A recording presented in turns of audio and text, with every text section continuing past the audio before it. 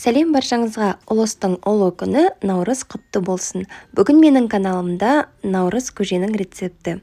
Бұл рецепт алдыңғы рецепттен өзгеше, себебі бұл рецепті дайындау үшін бізге аз ғана уақыт қажет болады. Сіздерге рецепт ұнайды деген үміттемін. Міндетті түрде менің каналыма тіркеліп, видеоны аяғына дейін көруді ұмытпаңыздар.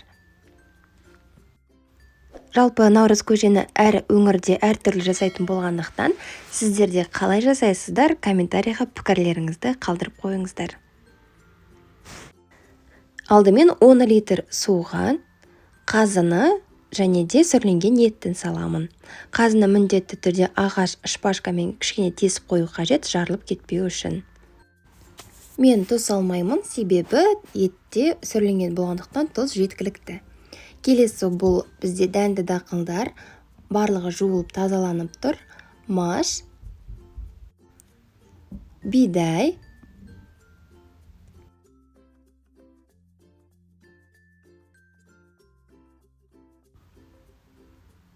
және арпа, перловка деп атаймыз кей кезде.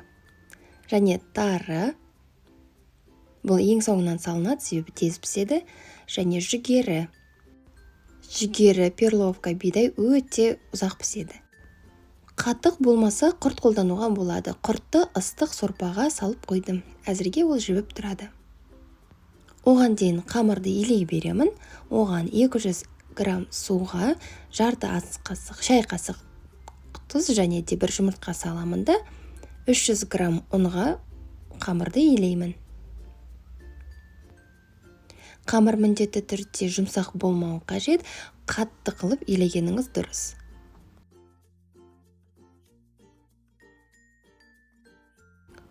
Жалпы бұл рецептте мен ет пен дәнді дақылдарды параллельно пісіре беремін, бір-бірін күтіп отырмаймын, себебі ол ұзақ уақытқа алып келеді. Мысалы, ет піскенше 3 сағаттан асады. Мінекей қамырымыз дайын қатты болды, 10 минутқа қалдырып қоямын. Еттің қайнағанына 1,5 сағат өткеннен кейін оның 500 мл суын алып басқа қазанға құямын, сорпасын алып. Оған перловка, бидай және де тарыны қоямын. Бұның барлығын 20 минут бұқтырып аламын. Толық пісірмеу керек, тек 20 минут бұқтырып алғаныңыз дұрыс.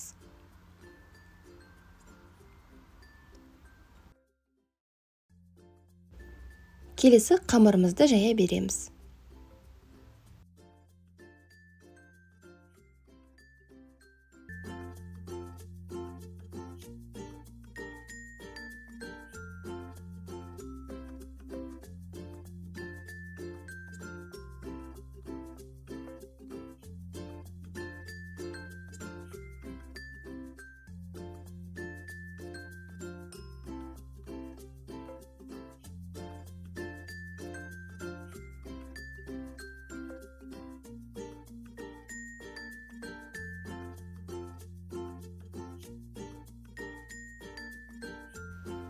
Қамыр қатты қалың да емес, және қатты жұқа да емес.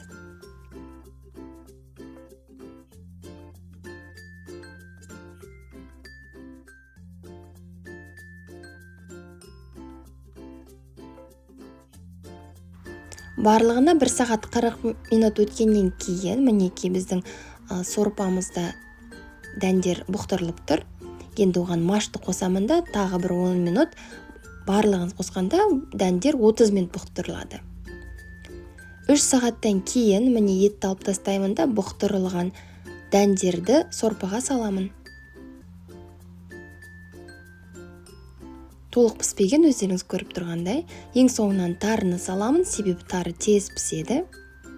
Оттың астын баяулатып қойып, етпен қазыны турай беремін.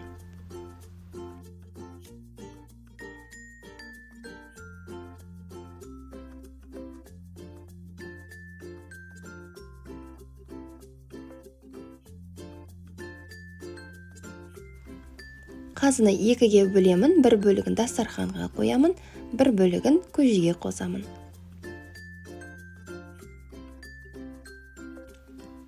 Сорпамызға етті саламыз.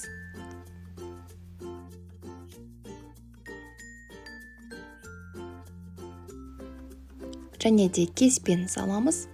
Кеспе өте тез піседі, 5-6 минутта оттың астын өшіріп тастасаңыз дұрыс, себебі кеспеңіз езіліп кетуі мүмкін. Мінекей, көріп тұрғандай дәнді дақылдарымыз да бар, ішінде етіміз де бар, және де кеспеміз де бар. Мінекей, біздің көжеміз дайын, барлығына бізде 3,5 сағат уақыт кетті. Міндетті түрде жасап көріңіздер. Сіздерге видео ұнады деген үміттемін. Қалағаныңызша қатық болмаса құрт қоссаңыз болады. Келесі кездескенше сау, саламат болыңыздар.